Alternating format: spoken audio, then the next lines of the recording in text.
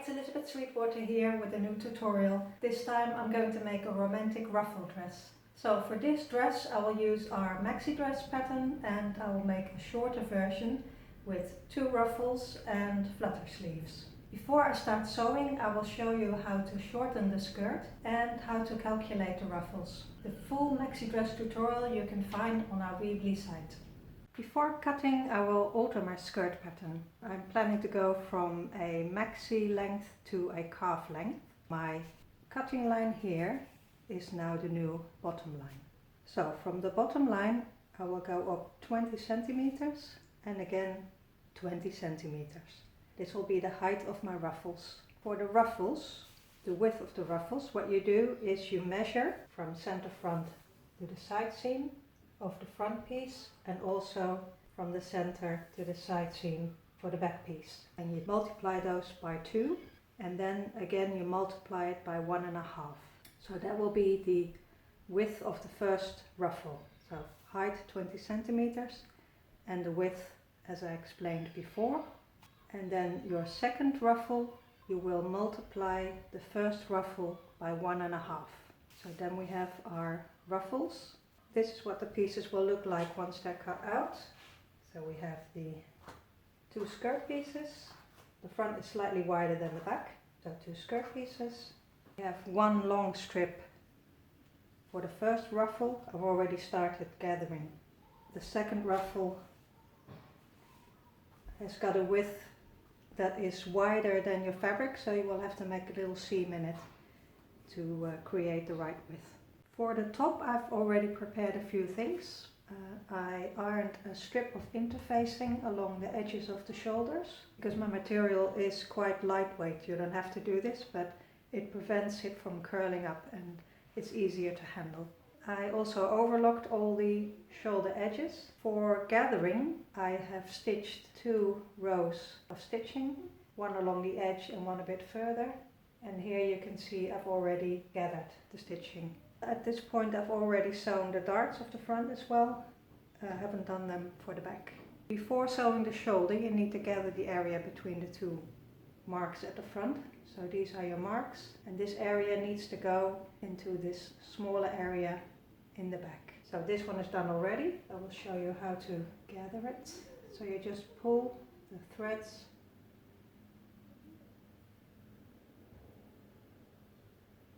and then you sort of measure to see if it will fit in between these 2 points. So probably needs a little bit more. So this one I've done already, and now I can pin the shoulders together.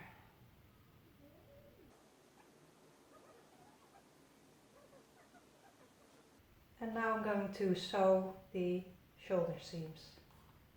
Next is the finishing of the edges of the front. In the tutorial the finishing is done with elastic tape like this, and it's sewn on like this. You fold it over the edge like so, and then you sew it with a regular stitch on your sewing machine. For this dress I'm going to use a different method with a band. For that I cut a band which is 5 centimeters high, and I fold it in half. You will then directly sew it with the overlocker. You don't need to pin it. And while you sew it with your overlocker, all you need to do is gently stretch it just in shape until you get to this seam, and then you want to stretch it a little bit more so it will close nicely along the neck. So the finished band, once it's stitched on, will be 1.5 centimeters wide. So that means that the neck opening will be slightly narrower than when you just use the tape. I've just overlocked my band and now I'm going to top stitch it. So the band is now attached. I've also top stitched it. As you can see in the back, I've stretched the band a little bit more. Now we're gonna attach the skirt to the front. First you need to place both front pieces on top of one another and indicate the middle with a pin. Then you also indicate the middle of the skirt with a pin.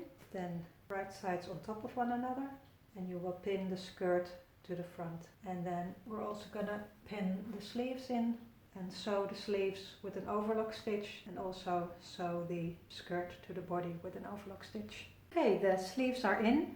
I made them 2 centimeters longer, by the way, which I maybe should have said earlier. All the darts are sewn, the front darts, the back darts, and the skirt is also attached on the front and on the back. So apart from the ruffles, we're nearly done. As promised, an easy way to gather the ruffle. What you need is some thick yarn or string, and you simply zigzag over the string. And you make sure that you're not sew through the string, but only on top of it to cover it. Once you've done that, you can really easily pull it and gather. So once you've done that, you measure. Right. You measure the bottom of your skirt against the ruffle, and when they have the same width, you can start pinning the ruffle to your skirt. And you can also make the second ruffle, which we will then pin underneath the first ruffle. Once the ruffle is evenly gathered, you divide it into 4 parts, and you mark each quarter with a pin on the top and also one on the bottom. You do the same thing with the skirt. It's got 2 side seams and you put a pin in the middle. When you start pinning right sides together, you start with these points. So you pin this to this to the side seam, and then you pin the areas in between. When you want to sew the ruffle to the skirt, you sew first with the sewing machine a regular stitch, and after that you use the overlock machine.